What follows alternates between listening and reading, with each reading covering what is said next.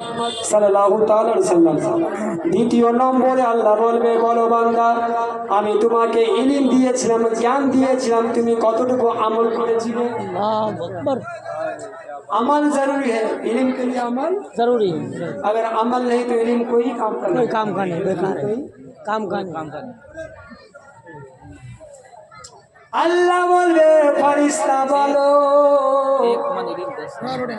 আমি তোমাকে টাকা দিয়েছিলাম, তুমি টাকাটা কোথায় থেকে রোজগার করেছো আর কোথায় ব্যয় করেছো?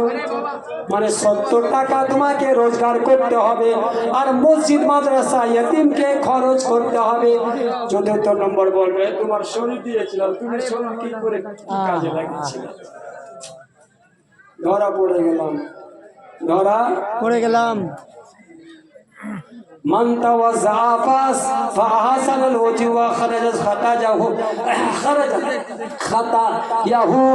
আমার নবী বলেন, যারা নামাজ পড়ার পূর্বে সুন্দর করে ওযু করার মতো ওযু করলো, খারাজাত খাতায়াহু মিন জাসাদিহি, তার শরীরে যত গুনাহ রয়েছে ওই ওযু করার পানিতে শরীরের গুনাহগুলো ধাউত হয়ে পরিষ্কার হয়ে যায়। সুবহান আল্লাহ, বেশক হক है। নবীর হাদিস আর ওদিকে কোরআন, हाँ हाँ हाँ। ইন্নাল হাসানাতে ইযহিবুনাস সাইয়্যাত।